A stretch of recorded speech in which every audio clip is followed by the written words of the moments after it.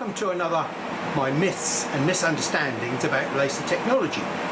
Today we're going to carry on with the cooling that's associated with your tube. Now the last time we investigated fairly thoroughly how the CW5200 works and how it changes its cooling efficiency with temperature. Now I had a few comments back relative to that, and I've also heard myths in the past that changing the temperature of the tube changes the power output considerably by about 1 watt per degree C.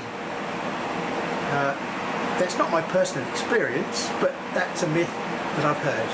So today we're going to take a look at, first of all, the power consumption of the CW5200 when it's running at low temperature, see what the watts are at low temperature, and then we're going to run to the other extreme and run it at high temperature to see what the output power is and what the current draw is. So we'll get quite a lot of information today about the performance of this CW5200 and the way in which temperature affects the tube output.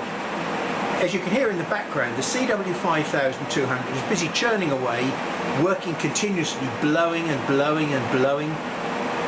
So down here I've got a little ammeter which tells me that I'm drawing 1.955 amps, nearly 2 amps. Now, just as a guide, a 1 kilowatt fire heater bar here in the UK takes around about 5 amps. So we're just under half a kilowatt hour at the moment, maybe 0.4 of a kilowatt hour, but we'll do some calculations later on and confirm that. So we're running at 10 degrees C at the moment. And so what we're going to do, we're going to check the power. Now I've got a power meter here which looks like a bit of a meat thermometer with a blob of aluminium stuck on the end. Yeah, it cost me quite a few dollars, I can assure you of that, but it's pretty accurate. It's got a calibration on the side there which says I need to run this for 20 seconds. I've set up a small program in here which runs for exactly 20 seconds. So I've set the dial to 0 and I've got the machine set to what I think is more or less full power. I expect to see somewhere in the region of around about 65 to 68 watts down here.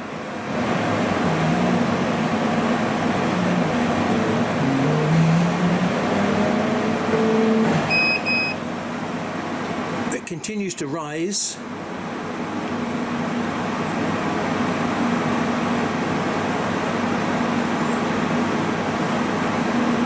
.67 watts, 67 watts. So it's not far off what I expected. I'm now going to put it up to 20 degrees C. So I'm now putting some load onto the chiller by forcing this to run at 68 watts continuously. I'm putting the power into the water. So with virtually nothing on except probably the pump which is circulating water around, we've got about 0.299 of an amp, 0.3 of an amp. Temperature is currently reading 20.2.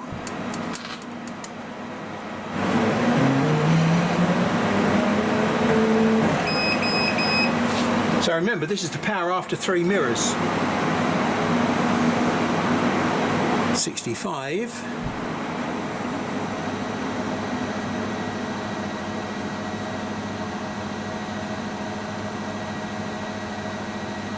65. Well, let's push it up to 30 degrees C now. Well, as you can see, the current drawn in its quiet mode is exactly the same, roughly 0.299, roughly 0.3 of an amp when it's quiet and doing nothing.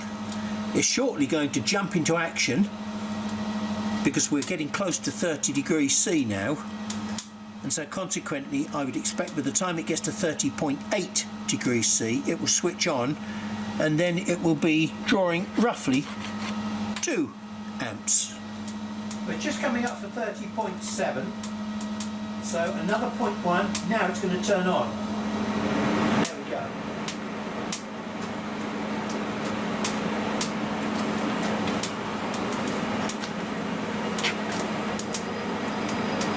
I can hear the compressor has just come on.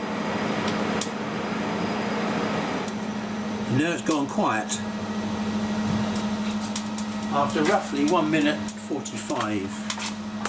Because this thrashes the temperature down very, very quickly, and it takes quite a while for the temperature to build up, I think the on-off time now is going to change dramatically. I think we're going to have on for a fairly short period of time, like about 1 minute 45 as we've just seen, and probably the off time for 5 minutes. Who can say? We'll find out now. So, as expected, we've got a much longer off to on time. So let's see what the wattage is. From previous experience, between 15 and 45 degrees C, which is a 30 degrees C temperature range, I'd previously experienced about a 5% loss of power over that range. Let's see what we get here. Even though I know I'm going to press the button, and I know exactly when I'm going to press the button, I'm still going to jump. It's just a natural response.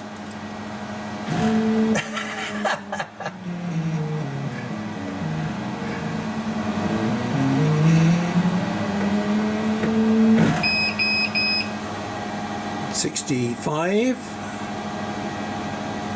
$66,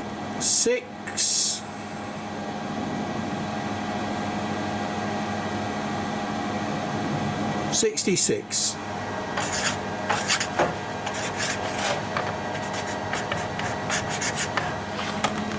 So we started off at 67 at a lower temperature than I'd previously done my test at, 15 degrees C. And we saw 67 watts. Well, we've not changed anything. We got to 20 degrees C and it dropped to 65 watts, maybe. And then we got to 30 degrees C and it's 66 watts. So in essence, we seem to be seeing virtually no change of output power with temperature. Okay, now we still have a problem. Although we've shown that at 10 degrees C, 20 degrees C and 30 degrees C, there's no major change in the output power of this machine with temperature. So the tube seems to be fairly stable in its output, but we're now left with a problem. Remember where this whole saga started off? I started investigating because I was following up on reports that for many years people that have been doing photo engraving have been reporting that they have banding across their pictures, and that banding coincides with the switching on and off of a CW 5200 or a 5000. There's something happening when the chiller switches on and throws cold water at the tube that I'm not picking up in these tests. The problem is this device here picks up the total power that's coming out of the tube. Yes, I hear you say. So what? That's what you want to find out. Well, not entirely, because let's just go back and look at the problem in a slightly more detailed way. When we fire our laser beam at a lens, the intensity distribution within the beam looks like this. It's basically what they call Gaussian. Now, the thing is, there are some interesting properties about a Gaussian curve, and that is, if I keep this dimension here, which is the beam dimension, the same, then the area under this curve here equals watts. Say 20 watts, and I will get an intensity out here which is equivalent to 20 watts. If I decide to take this up to say 60 watts, the intensity will be up here somewhere. I haven't changed the beam diameter. And remember what I said, the area under this graph equals watts. So now what I've got to do, I've got to keep the base of this exactly the same, but now my graph is going to look like this. Okay, so we've still got 60 watts under there and 20 watts under this one, because the area of that is 3 times more than the area of this. But look what's happened to the shape of the graph. I've got more intensity towards the edge now than I had before. So I pushed it up to 60 watts and now my high intensity is high, but proportionately all my other intensities have changed as well. The intensity is the thing that does damage. We're measuring 60 watts of total power coming out of this tube, whether it's running at 10 degrees C or 30 degrees C. But what we're not doing as looking at what's happening within the beam itself. The characteristic of the beam could well change as the temperature changes. Although we've got 60 watts coming out of this beam at both 10 degrees C and 30 degrees C, the distribution of intensity within the beam may well be changing. i.e. at 10 degrees C, it might look like this, for example, where that area there is still 60 watts. And maybe at 30 degrees C, looks like that. Because the damage that we do with our laser beam is all based upon intensity, if we get a change of intensity, even though the power is the same, we will do a different amount of damage. Now, for anything else except a CO2 laser, it would be impossible to probably investigate this problem, but there is a very simple way for me to check what's going on here. And so let's go and do some mode burns. So we're almost at 30 degrees C, and what I'm now going to do is a 10-second mode burn. 0, 1, 2, 3, 4, 5, 6, 7, 8, 9, 10. We're now a 10-second mode burn on the cooling side of the cycle. 0, 1. Now, if I look at the performance of this tube in terms of its power output, this is called a constant current tube, because at 70% the current output from this tube looks like that. It's constant. And a constant current means you get constant watts. But at 15% power, down here, something strange is happening. Yes, we have got 15% power, but if you ever listen to your beam at 15%, you'll hear it's very, very hissy and noisy. And that's because there are thousands of very high frequency spikes of energy happening. Like that. These spikes could actually exceed 70 watts. They are huge, but they're there for only a fleeting moment. So what we really ought to do now is to take a look at a mode burn at 15% to see if we can detect a major difference between the performance of the two mode burns on the up and the down cycle at 15%. We'll do it at 30 degrees C to start with. Right, we're just going to check the power at 20% now. Maybe, if I'm lucky, 12 watts. At 68 watts, here was the heating effect, and here was the cooling effect. You can see the heating is very rapid in relation, and it's still slower than the cooling. But here, look, we've changed over to 20% power, and this is effectively the rate of heating. Nothing like this. Here's where I just fiddled around and did the power test, and it's going to take several minutes to get up to 30.8 degrees C. It's still going to come down at the same rate because I haven't changed the cooling effect. So we're getting this very gentle rise, and then all of a sudden we get this rapid drop. So we do this 12 watt mode burn, 20% power, while the temperature is rising. Now I shan't need any air assist this time because the chance of the fumes catching fire at such low power is nil. What you will be able to hear this time is the hissy noise caused by those high intensity spikes that I spoke about.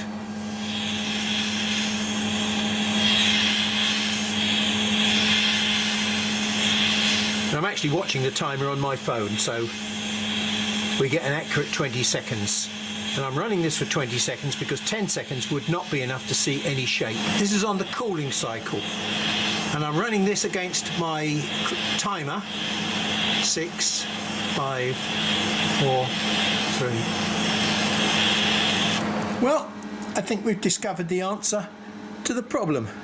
Here we've got 68 watts during the heating cycle, and here we've got 68 watts during the cooling cycle, and here we've got 12 watts during the heating cycle and 12 watts during the cooling cycle. It's just as I half anticipated when I drew those diagrams. we've got change of intensity, not change of power. The shape of those burns is completely different on the cooling cycle to on the heating cycle. Well, let's just stop for a second and consider what this machine is. This machine is what I call a B-grade tube. I specifically asked Cloudray to find me a tube that was not like this. This is an A-grade shape that the manufacturer promises to me. This is a proper Gaussian curve where the highest intensity forces its way through very quickly. Now, after 9 seconds, this managed to force its way right through to the bottom of the 25mm material. This one, after 9 seconds, managed to get to within about a millimetre of the other side. So these are pretty similar to each other. This was done at the front corner of the machine and this was done at the back corner of the machine. Now, there should be a small difference between these two because the beam expands by 3mm or 2mm between here and here, and that changes the intensity profile of this beam. But they do look similar. If you look closely, you'll see this one has got a slightly fatter shape than this one. So yes, the intensity profile in this beam has dropped off slightly, which is why it didn't get through to the other side in the same amount of time. Using exactly the same test on the B-grade tube, and if we take a look, the B-grade tube has got a much larger diameter beam than this one, and look at the intensity profile. It's, excuse my language, crap in relation to what the manufacturer promises, and he promises that. This is a B-grade tube which we've been doing all our tests on. The point I'm making is that this has not got the intensity profile that this one has. So we are seeing a degradation in this profile, which is a fairly blunt profile to start with. So what the hell is going to happen when we run the same tests on this? The lone CW5200 is on its way back to Think Laser tomorrow. With great thanks, because I've learned a huge amount. I will try and do the same tests that we've done on this B-grade machine down at 10 degrees C, and if I get the time, I will try and do the same tests on this A-grade tube to see what degradation I get in this intensity profile, because I expect it to be quite significant. Most people have got A-grade tubes, and so they would have this sort of profile to start with. If that profile gets degraded in any way by thermal shock, then that would be why we're getting what appears to be power, and it isn't power, it's intensity. And remember what I said to you, intensity is the thing that damages material, not power. Each one of these shapes has more or less got the same 65, 67 watts of power. Why are they all different shapes? It can only be because of the way in which the beam is formed inside the laser tube itself, the reflection off of the mirrors, which is the key thing that determines the output shape, the output intensity of the beam. Now, this is the A-grade tube in here, and we'll check the power of this in the same way that we did the other machine. And that's it, 65 watts. These are exactly the same spec tubes, so they've got the same total power output. And that seems to have been confirmed. The other thing that tells you this is a very high intensity beam, an A-grade beam, is listen to the amount of steam that we're producing for 65 watts.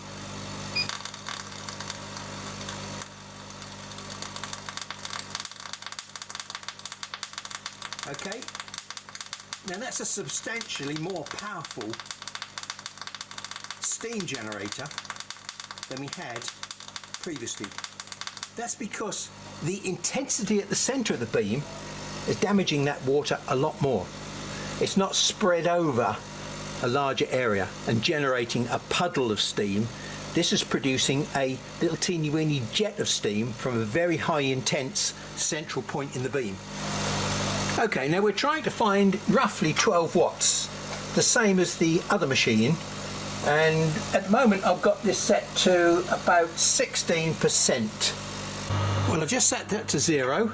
I've turned all the air assist off so that you can hear when I run this that again it's running in hissy mode or pre-ionization mode, and off we go.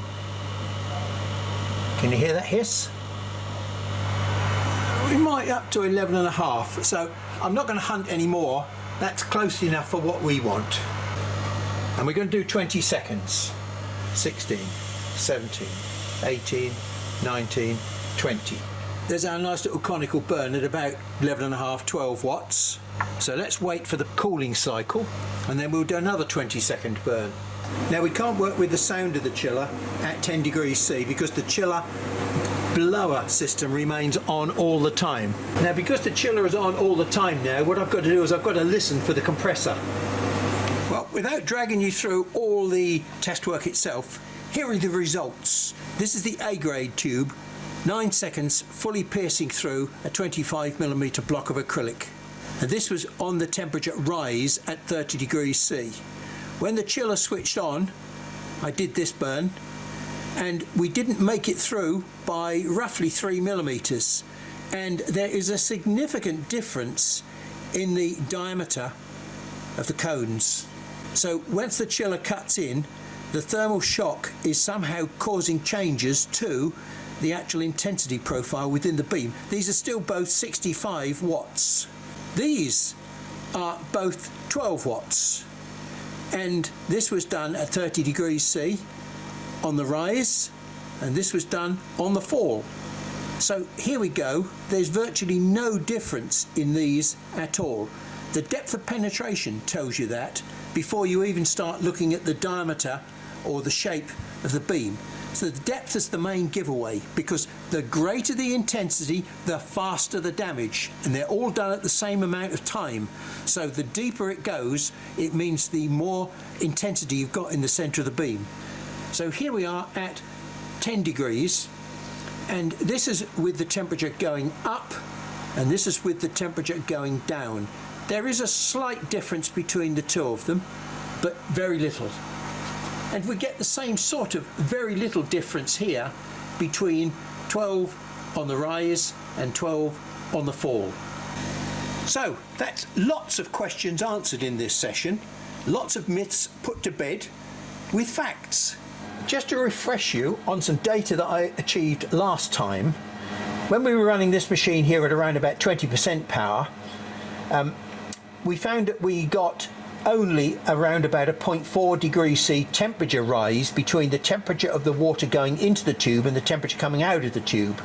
And using this chart here, what that told me was that I only needed to remove 100 watts of power from the water, because that was the heating effect that the tube was having at 20% power.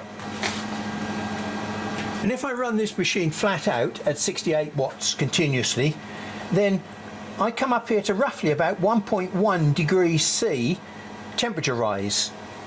So with my 3.5 litre flow, if I run this machine at full power, what I'm going to get is a 1.1 degrees C temperature rise between water going in and water going out. And I can use that temperature rise to predict I need 270 watts of cooling to balance that 270 watts of heating that's caused the 1.1 degrees C temperature rise. So I certainly don't need a 1.5 kilowatt chiller on this machine. So I've ordered something that's capable of going up to about 400 watts.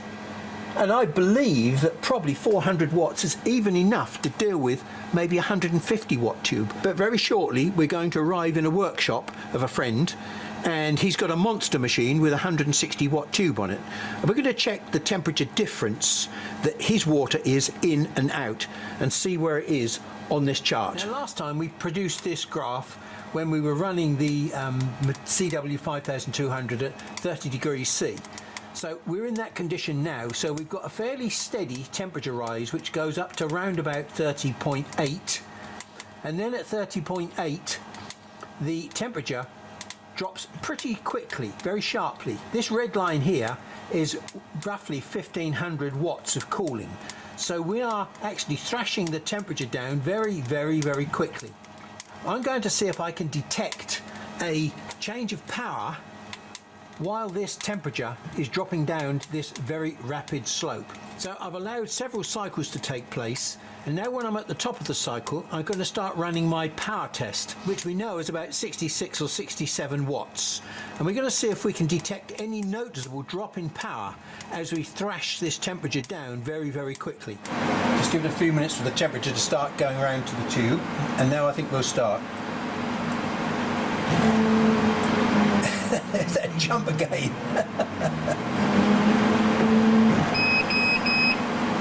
It's around about 68 watts.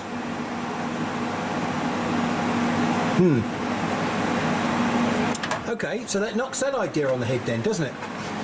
Okay, so now we've got an interesting set of circumstances here which we've got to discuss. I hate myths, and that's why I try and deal with facts, because myths are basically stories that are made up to sort of explain things that people don't really understand. And myths get passed on from generation to generation because, you know, the information seems plausible until you start digging into it a little bit deeper. With this cooling system, what we find is that when we run at 30 degrees C, we get these very, I would say, unrequired dramatic changes of temperature. Okay, we force it down by about 2 or 3 degrees C, and then it has to slowly creep back up to temperature. Now, as we've just seen, it doesn't look as though that temperature difference, dramatic or over a long period of time, has any effect on the output power of the tube. Whether we take it from 10 to 30 and we let the temperature settle down, it hasn't had an effect on the power output of the tube. There are all sorts of other myths about overheating this tube, or running it at high temperatures, or running it at low temperatures. We must run it at 20 degrees C, plus or minus 0.0001 of a degree C as per some manufacturer's state. Absolute junk. I've demonstrated that for you myself. The point is, this laser tube is manufactured from something that you probably know as Pyrex glass, borosilicate glass, which has a very low coefficient of expansion. Now, let me put that into perspective for you. Now, a laser tube is about, typically, 1 metre long. It may be longer, it may be shorter, but let's just take 1 metre as a typical.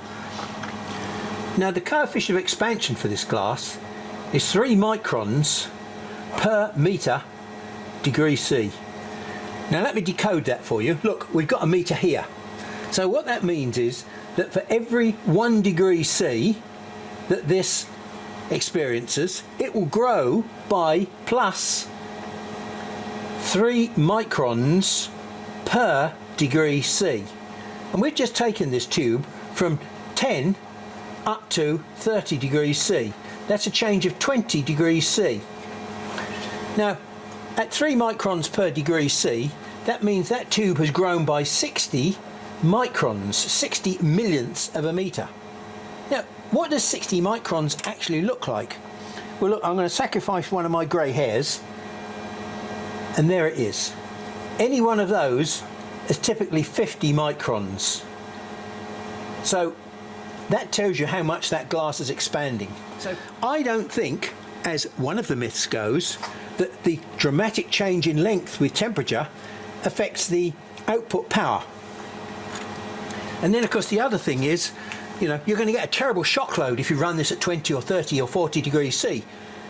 No, this is borosilicate glass. It's the stuff they use in ovens, and you take it out of an oven and you put it straight into washing up water and it doesn't crack. They use it in laboratories for test tubes, and all the glassware in laboratories is made from borosilicate glass. So any of the crap that you hear about the chance of this tube cracking is nil. And the chance of it expanding or shrinking, again, is pretty close to nil. The other thing that I've heard, and I've found it very difficult to get an answer to, is that down the inside of our tube we've got lightning in a bottle, which I've already said to you many times. It's lightning in a bottle. It's ionized nitrogen, which is pink. That's not the laser beam, that's just the engine that drives the lacing action. And the point is, round the outside of that, what we've got is what we've been testing here. we've got a water jacket around the outside of that to take the heat away. Now I've heard people say that, you know, the temperature of that mauve bit in the inside there is thousands of degrees. It must be, because it's an ionized gas, you know. Gas ionizes into a plasma at thousands of degrees C. Well, let's just be logical about this rather than fanciful. If that was thousands of degrees C inside there, the glass would probably melt. And secondly, the heat output would be huge. You know, we'd be talking about kilowatts of power coming away from this thousands of degrees C that's in this pink beam. What are we finding? Well, look, we've done the science, we've done the calculations, we've done the physical measurement of temperature. And what do we find? We're getting somewhere in the region of around about 1.11 degrees C temperature rise in our water for different flow rates. In this case, it was 3.5 litres a minute. Now, when you work that back and say, well, how much heat is required to heat 3.5 litres a minute by 1.1 degrees C, the answer is around about 270 watts. Well, 270 watts is half of nothing. You wouldn't even be able to boil potatoes at 270 watts. The more watts you put into the water, the faster you can make the temperature rise. Well, we're not making the temperature rise by very much at all. So what's inside this tube is not thousands of degrees C. It logically cannot be thousands of degrees C, or we'd be getting boiling water coming back out of our tube. So there's another myth dispelled. Yes, it is ionized gas. I've searched the internet high and low, all sorts of places, scientific papers. I can't get an answer to the question. So only cold logic can begin to put some sense into that, rather than the myth that there's thousands of degrees C inside that tube. So this graph poses another question. Because when you're running at 30 degrees C, you're thrashing the temperature down very quickly, it isn't running for very long. And then you get this rather large, if you look in relation from here to here, you get some maybe a 3:1 ratio of cooling time to heating time. And when it's heating, the power is not on. Well, very little power anyway. So that begs the question, when we're running at very low temperature, we're not getting much cooling effect, but the unit is on the whole time. That was one of the reasons why, when I was running this test, I looked at the, if you like, the heating time, and at 10 degrees C, it was on all the time, constant, and requiring roughly 2 amps. Okay, now 2 amps on permanently represents roughly half a kilowatt hour. That's half a unit of electricity, whatever your unit cost is. So it's half a unit of electricity. Now if we run it at 20 degrees C, it's on and off for roughly 50% of the time on, 50% of the time off. So it's consuming only a quarter of a kilowatt hour, a quarter of a unit of electricity. And when we run it at 30 degrees C, well, it's on with a ratio of roughly 1 to 3. And the net result of that is it's down at 0.16 kilowatt hours. It runs with a third of the cost of when you run it at 10 degrees C. But at 10 degrees C, you get a much gentler cooling action. And at 30 degrees C, you get this sharp cooling action. So you pays your money and you takes your pick.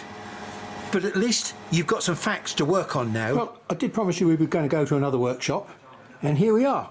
Welcome to the world of tech autos and classic car carpets. That's what this guy does. Previously, those were his tools of trade. Now, he has something a bit more high-tech. Now, I know it looks like the deck off an aircraft carrier, and he probably did acquire it from the Navy second-hand. He built it from scratch from this aluminium section. Now, it's a well put together machine, but the essence of it was based on a K40, and it didn't work too well to start with. We've done a little bit of work with it, and I've been helping him to get it into a good, usable condition. It's a work in progress at the moment, but hey, it does a pretty damn good job. All these classic car carpet sets are now CNC cut to a degree of accuracy better than half a Nat's Willie. To cut carpet at speed, he thought he needed a rocket engine, so he bought a 160 watt tube. In reality, that happens to be probably underpowered, because carpet is not the sort of stuff that we cut normally. It's a pretty difficult material to cut because it's not just one material, it's all sorts of materials, and this bed can vary by 2 or 3 millimeters. So yeah, it's been an interesting challenge. But the key thing I want to point out to you is the fact that he's got this 160 watt tube and no cooling system. Over in the corner there he's got a 200 litre tank of water. Now, as we've been talking about earlier in this video, when the water only leaves and comes back with a 1 or 2 degrees C difference, it's going to take years to heat that tank up. So he doesn't need a cooling system. He just relies on natural convection radiation cooling. We don't need any sophisticated temperature control system. Look, all we've got is a little temperature gauge here, and at the moment it says 19.8, because that's the temperature of the water just here as it returns to the tank. So all the return water flows over this thermal sensor. We know what temperature the water is coming back from the tube. I have looked at this system before, and I know that it does roughly 2.5 litres a minute of flow. When he's running flat out, there is roughly a 2 degrees C temperature rise as the water comes back into this tank. So if we look at my flow refrigeration chart here, at 2.5 litres a minute, that takes me up to this 2 degrees C line. And if I run across that 2 degrees C line where it intersects there, it tells me I only need maybe 350 watts of cooling for a 160 watt tube. The little compact unit that I'm buying should be perfectly adequate for this machine, as well as anything less than 160 watts. It might even be able to do 200 watts. I don't know, but it's certainly capable of dealing with 150 or 160 watts. Ready?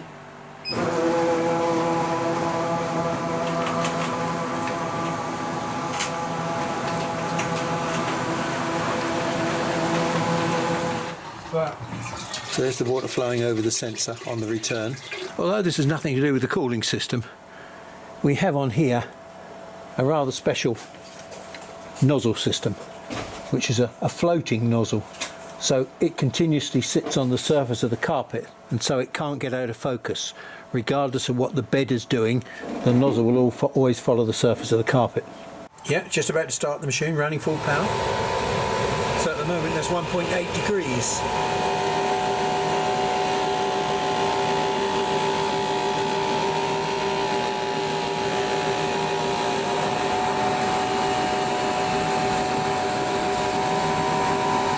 There's air blowing out of the nozzle, so the smoke is not going up near the lens.